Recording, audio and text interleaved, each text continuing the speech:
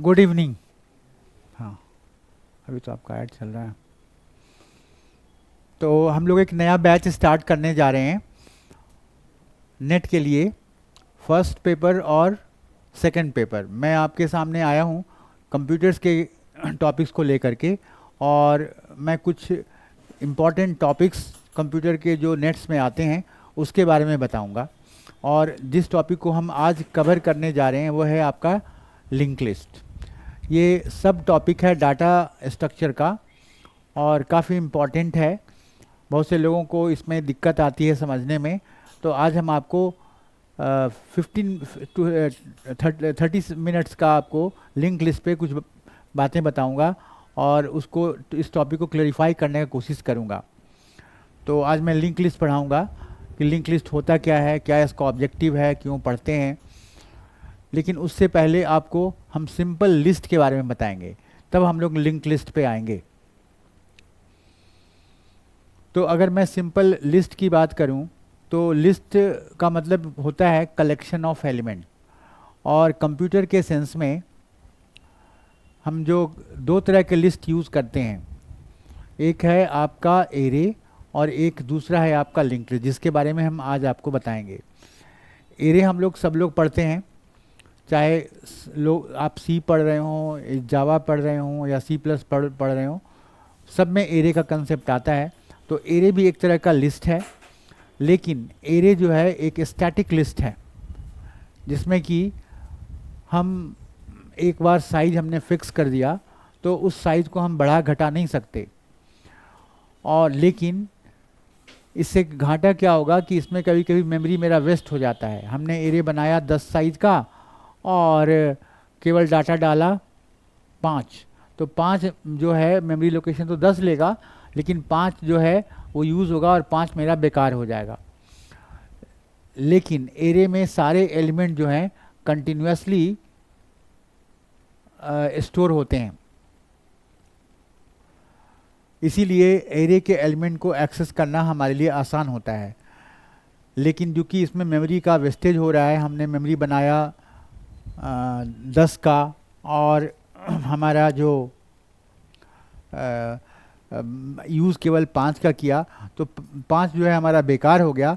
तो इस wastage of memory को कम करने के लिए हम लोग एक दूसरा लिस्ट यूज़ करते हैं जिसका नाम है लिंक लिस्ट, जिसके बारे में हम आपको आज बताएंगे। तो आज हम लोग लिंक लिस्ट के बारे में पढ़ेंगे। लिंक्ड लिस्ट सिंपल वे में अगर हम कहें तो लिंक लिस्ट जो है एक डायनेमिक लिस्ट है। It is a dynamic list. It is a dynamic list.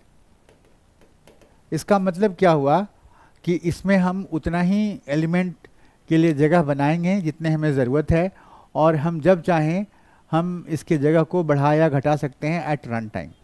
So it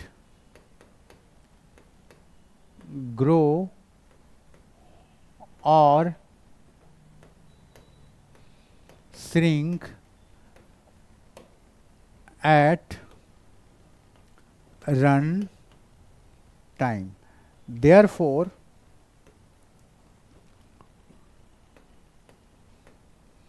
chances of memory wastage is less। तो इसमें मेमोरी का वेस्टेज होने की संभावना कम होती है। लिंक लिस्ट में हम बहुत तरह का लिंक लिस्ट आपको पढ़ाएंगे। पहला है सिंगली लिंक लिस्ट, फिर है आपका डबली लिंक लिस्ट, फिर है आपका circular link list. So in computer we use different type of link list. In computer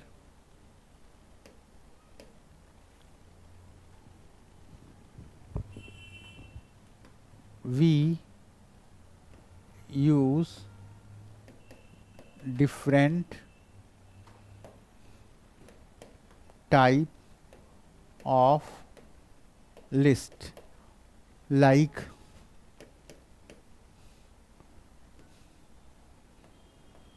singly linked list,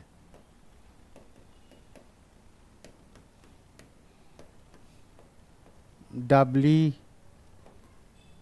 linked list, और तीसरा है आपका सर्कुलरली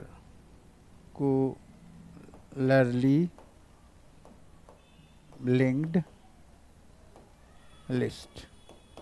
तो ये तीन तरह के लिंक लिस्ट हैं। All are dynamic, all are collection of element, बस थोड़ा सा नेचर आपका अलग होगा। तो जो आज मैं आपको टॉपिक बताऊंगा, आज जो हम लिंक लिस्ट आपको बताएंगे वो है आपका सिंगली लिंक लिस्ट। फिर नेक्स्ट क्लास में अगर मौका मिला तो फिर डबली और सर्कुलरली लिंक लिस्ट पे आपको हम बताएंगे। तो आज हम लोग सिंगली लिंक लिस्ट के बारे में पढ़ेंगे।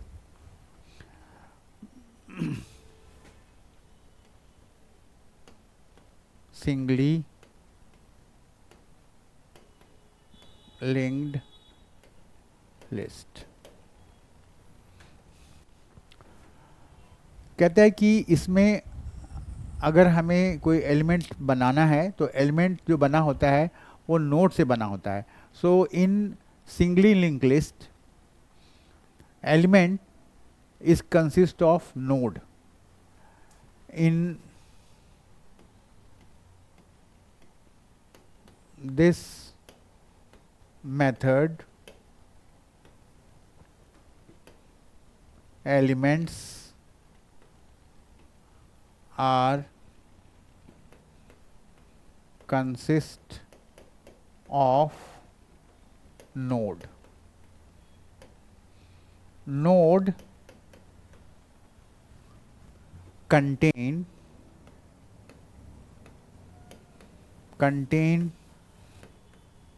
two parts. नोड के दो पार्ट होंगे। पहला होगा आपका डाटा और दूसरा होगा आपका पॉइंटर और एड्रेस।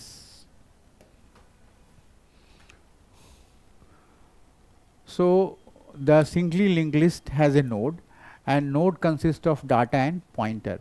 अगर मैं इसे फिगर से समझूं तो इस तरह का नोड हमारा होगा।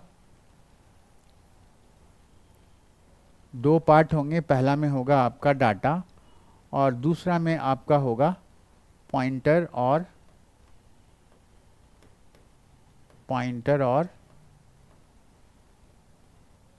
एड्रेस। अगर मैं दूसरा नोड बनाऊं तो एक नया नोड बनेगा और इसमें भी दो पार्ट होंगे, एक होगा डाटा और एक होगा आपका पॉइंटर और एड्रेस। अगर इन दोनों नोड को हम आपस में जोड़ना चाहते हैं तो हम क्या करेंगे कि जो दूसरा नोड बनाया उसका कुछ भी एड्रेस होगा। मान लीजिए इसका मैंने एड्रेस A10 रखा और इसका एड्रेस मान लिए आपका 9 रखा, तो इस A10 को इसके अंदर डाल देंगे क्योंकि ये एड्रेस होल्ड करेगा और इस तरह से ये दोनों नोड आपस में जुड़ जाएंगे। तो ये हमारा ऑब्जेक्टिव होगा कि हम नोड बनाएं और उसे आपस में हम लिंक करते चले जाएं, जोड़ते चले जाएं। हम और अगर आगे बनाते हैं नोड तो इस तरह से और भी नोड बनेगा आपका। यहाँ होगा डाटा और यहाँ होगा आपका पॉइंटर, और अगर इसका एड्रेस आपका 11 है तो इस A को हम यहाँ डाल देंगे 11 और ये आपका आपस में जुड़ जाएगा। अगर हमें यहाँ पे एंड करना है कि अब हम और नोड नहीं ऐड करना चाहते हैं तो इसमें हम डाल देंगे नल। हम ये नल वैल्यू डाल देंगे। तो सिंगली लिंक लिस्ट का जो लास्ट नोड होता है उसके एड्रेस पार्ट में हमेशा आपको नल मिलेगा क्योंकि आगे कोई आपके पास नोड नहीं है। So in singly linked list, last node pointer contain null value.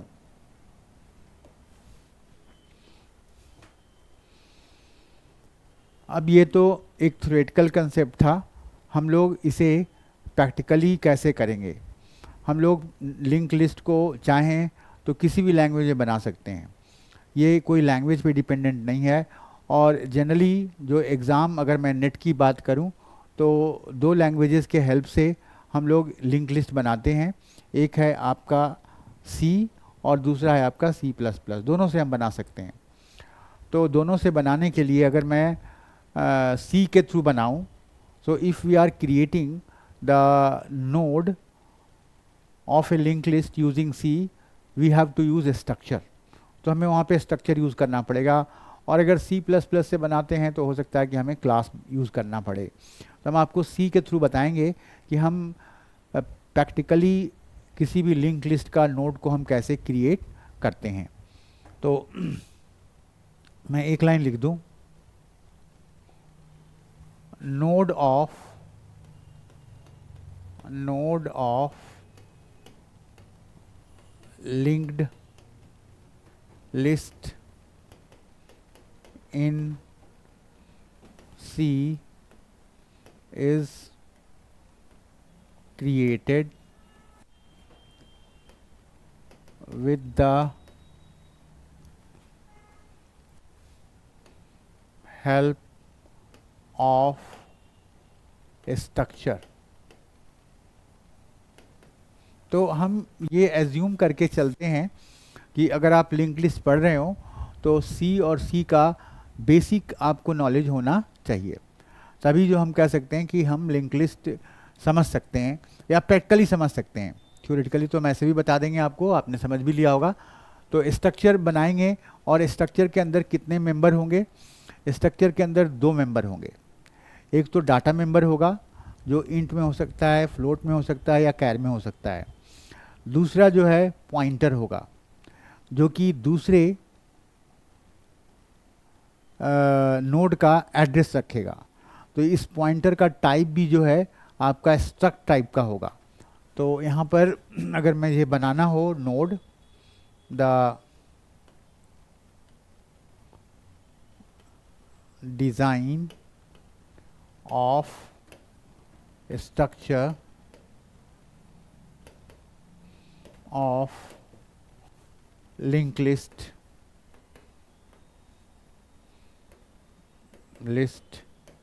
in C is struct, हम कुछ भी नाम दे सकते हैं, हमने इसका नाम नोड ही दे दिया, नोड, और इंट लिया या हम कैर या कुछ भी ले सकते हैं, और ये हो गया डाटा।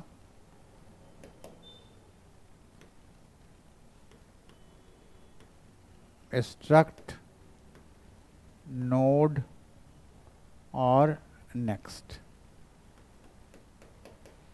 ये आपका पॉइंटर बन गया। तो ये पॉइंटर है, और किस टाइप का पॉइंटर है? स्ट्रक्ट नोड टाइप का पॉइंटर है, मतलब स्ट्रक्ट टाइप के वेरिएबल का एड्रेस अपने पास रखेगा। तो इस तरह से हमने स्ट्रक्चर बना लिया और ये हमें नोड बनाने में हेल्प करेगा। एक चीज़ और बता दें, dynamically we can use calloc और malloc function to assign value or to create node at runtime. We can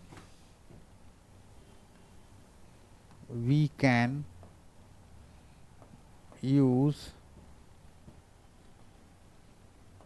malloc or calloc function to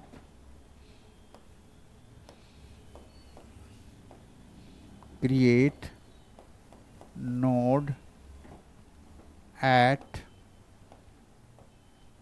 run time।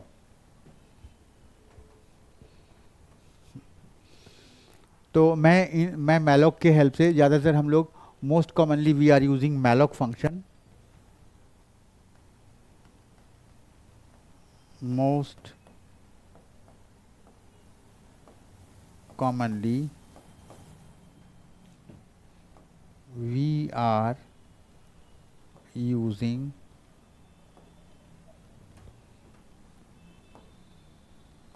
malloc function for creating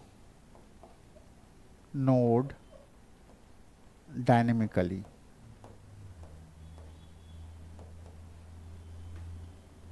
तो generally जो है हम लोग malloc फंक्शन का use करेंगे dynamically node create करने के लिए। अब ये कैसे करेंगे मैं वन बाय वन आपको बताऊंगा। जनरली हम इसमें फंक्शन का हेल्प यूज़ करेंगे नोड को क्रिएट करने के लिए। अब उसमें क्या क्या कंसेप्ट है वो ज़रा देखेंगे हम लोग। तो सबसे पहले जो है आपको एक चीज़ और बता दें कि ये दोनों फंक्शन एक स्पेशल हेडर फाइल में अवेलेबल होता है इसको, जिसका नाम है alloc.h। So these two function is present in a special header file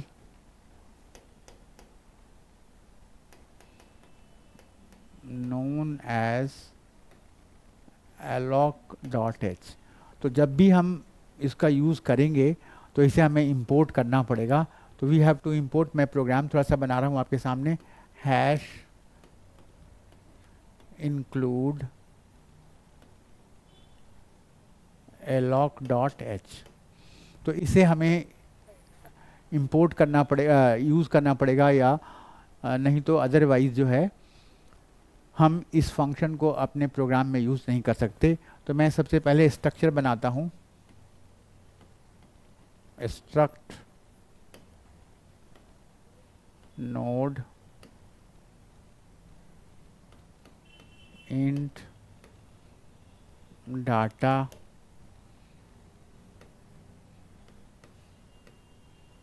struct node star next. ये पॉइंटर है क्योंकि ये एड्रेस रखेगा, और struct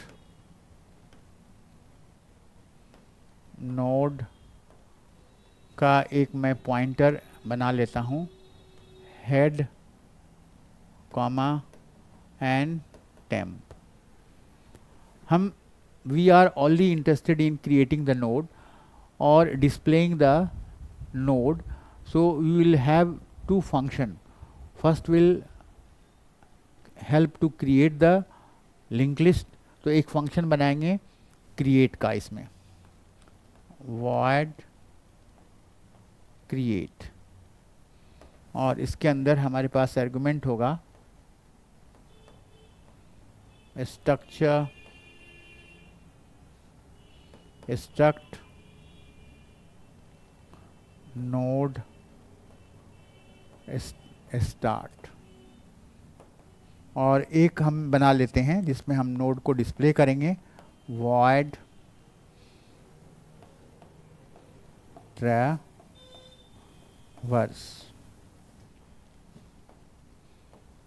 struct नोड,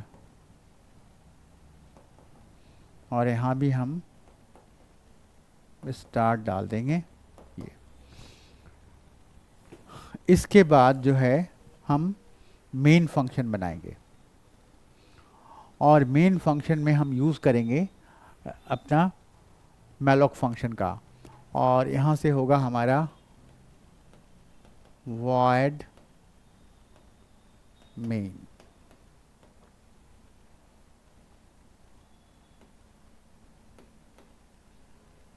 और हेड मैलॉक फंक्शन का नेचर क्या है, मैं उस पर थोड़ा सा आपको बता दूं। हाँ, गुड इवनिंग, गुड इवनिंग, आ जाइए। तो हमारा जो मैलॉक फंक्शन क्या करता है, मैं उसके बारे में थोड़ा सा आपको एलेबोरेट करना चाहूँगा। मैलॉक फंक्शन का मेन ऑब्जेक्टिव ये होगा कि it will return the address of memory for which it is going to create the node. ये उस जगह का मेमोरी निकाल के उसका एड्रेस देगा जिस जगह पर ये हमारा नोड बनाने जा रहा है। तो इसीलिए चूंकि ये एड्रेस देगा तो हमें पॉइंटर लेना पड़ेगा, इसलिए मैंने आपको यहाँ पर स्ट्रक्ट हेड का स्ट्रक्चर नोड का हमने पॉइंटर ले लिया है। So that is why we have taken the pointer. ठीक है ना। अब मैं मैलॉक फंक्शन का यूज़ करूँगा, तो इसमें सबसे पहले आपको struct node star and then malloc, हम सब के बारे में बताएंगे आपको। मैलॉक साइज ऑफ ब्रैकेट में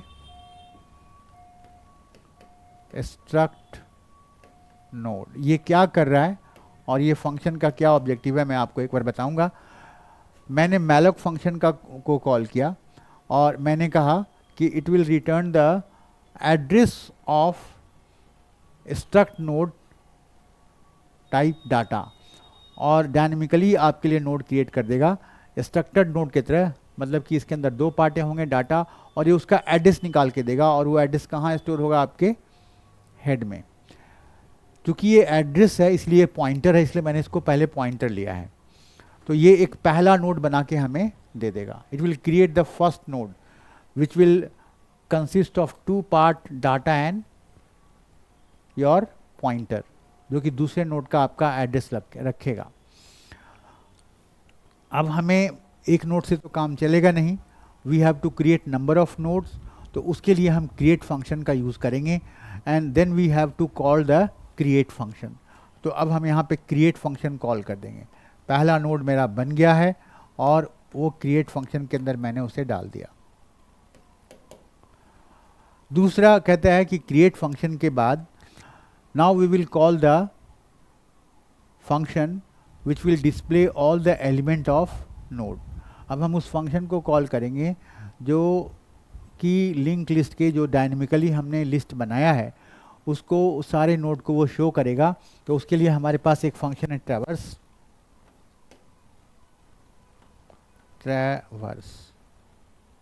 और यहाँ भी हम शुरू कहाँ से करेंगे, हेड से डिस्प्ले करना शुरू करेंगे, तो ये हम फंक्शन बना लेंगे। मेरे पास अभी we have only 2 function, that is we are calling only 2 function. Now we will create the both this function. हम लोग दोनों फंक्शन को यहाँ पे बनाएंगे मेन के बाद। और सबसे पहला है आपका क्रिएट, void क्रिएट। इसके अंदर हम डाल देंगे स्ट्रक्ट नोड और स्टार। हमारे पास नोड, पहला नोड बन चुका था और पहला नोड में हम डाटा डालना चाहते हैं। So now we will input the data in the first node. printf enter the value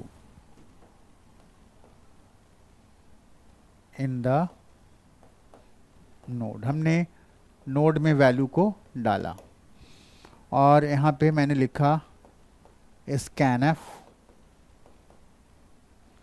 %d $, start arrow data. क्योंकि स्टार्ट आपका पॉइंटर है तो स्टार्ट के एलिमेंट को एक्सेस करने के लिए हम यहाँ पे एरो का यूज़ करेंगे। तो मैंने पहला नोड में एलिमेंट भी वैल्यू भी डाल दिया। अब हमें कुछ ना कुछ क्राइटेरिया फिक्स करना पड़ेगा कि हमें कब तक नोड को आगे तक बनाना है। तो मैं यहाँ पे एक क्राइटेरिया फिक्स करता हूँ कि if start arrow data is equal to, मैंने एक फिक्स कर दिया कि भाई अगर मैं डाटा में इस वैल्यू को डालता हूँ तो क्या हो कि ये मेरा लास्ट नोड होगा, और अगर लास्ट नोड है तो उसके एड्रेस पार्ट में हमारा क्या होगा, नल होगा। तो हम स्टार्ट के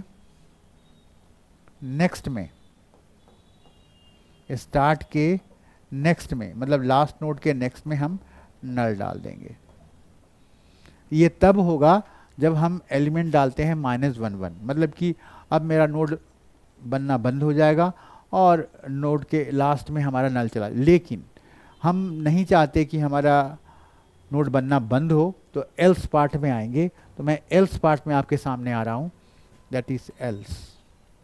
अब एल्स पार्ट में मैं फिर से एक नोड बनाऊंगा और वो जाएगा आपका, उसका जो एड्रेस है वो कहाँ जाएगा, इस एरो के स्टार्ट एरो नेक्स्ट के अंदर उसका एड्रेस चला जाएगा, हेड के अंदर नहीं। अब यहाँ पे मैं लिखूंगा फिर स्ट्रक्ट नोड स्टार। अब ये क्या है मैं थोड़ा सा और एक्सप्लेन करूंगा अभी। मैलॉक देन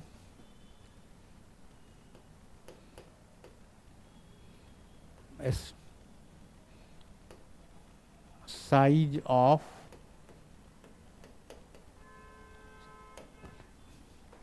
struct node ये।